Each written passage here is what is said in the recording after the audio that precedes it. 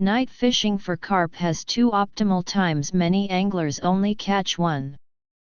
In summer, many anglers focus on night fishing, and personally, I highly recommend it too. After all, nights are relatively cooler, and the fishing conditions are better, especially for carp fishing enthusiasts. There are far more bites at night than during the day. However, several anglers left comments under my article saying night fishing didn't work out for them. They fished all night with barely any bites, which was even worse than the early morning bite. First, early morning bites are indeed great, but only if you can get up early enough to set up your bait nest before dawn. Second, fishing isn't like picking up fish. Saying night bites are better doesn't mean you can catch fish effortlessly. Carp have two golden feeding windows at night. A feeding window or biting window refers to a period when fish bite relatively frequently, but it doesn't mean fish only bite during this time. Everyone should keep this in mind. Additionally, feeding windows aren't fixed. They're affected by weather, water depth, obstacles, and human activities. For instance, fish might start biting at 10 p.m. in my area but 11 p.m. in yours. Even at the same location, the biting time isn't the same every day. So, you mustn't be too rigid or inflexible. The first window, most anglers can catch this one. Night fishing for carp typically has two favorable time slots. The first is 9-11 p.m., which most anglers can catch. Carp are generally larger than crucian carp and more cunning, so they start biting later than crucian carp. In other words, if you're fishing for crucian carp, focus your efforts on the time before 9-10 p.m. In my area, if the weather is stable and the fishing spot is decent, carp usually concentrate their bites around 10 p.m. That's why I'm relatively relaxed around 7-8 p.m., but after 9 p.m., I get serious, keeping my eyes on the float and my hand on the rod. If no bites come by 11 p.m., there's basically no need to continue fishing. The second window, many anglers miss this one. To get straight to the point, the second golden feeding window is when it's about to get dark, roughly 5-7 p.m. From my fishing experience, in my area, it mostly around 6 p.m. Carp stay in shallow near shore areas in the morning. As the sun rises, light intensifies, and water temperature increases, carp gradually move to deeper waters. In the evening, when the sun sets, light weakens, and temperatures start to drop, fish swim back from deep waters to shallow areas again. Extra large carp are extremely cautious. Personally, I think they bite relatively late, mostly after 9 p.m. In some places, carp are so timid that they might not start foraging until after midnight.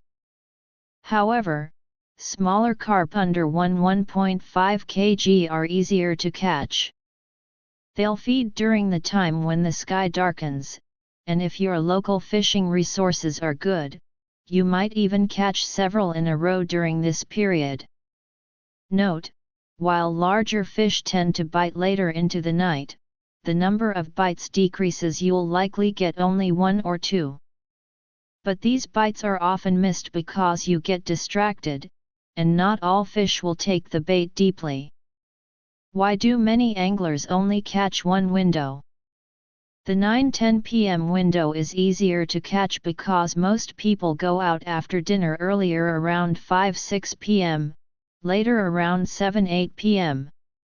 As long as you don't overdo the bait nest, you'll have a chance to catch fish.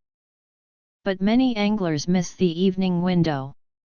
At 5-6 p.m., some people are just getting off work, others are finishing dinner or just arriving at the fishing spot. By the time you set up the bait nest and wait for it to activate, i.e., attract fish, the window has already passed. This is the same reason many people miss the early morning bite. To catch the evening window, it's best to arrive at the fishing spot around 4 p.m., earlier is better, but it's too hot. Don't use too much bait, 1 or 2 handfuls are enough. As mentioned earlier, the evening window mainly targets smaller carp. Using corn for bait might not be ideal for small carp. Instead, try wine-soaked rice or duck feed, with coarser particles. You can use them alone or mixed. If there are many small fish, add a small handful of grain and wheat. Unlike corn, which, if overused, can significantly delay the activation of the bait nest, overusing wine-soaked rice or duck feed won't kill the nest, i.e., make fish avoid it. You chose the right time and bait. Why still no bites?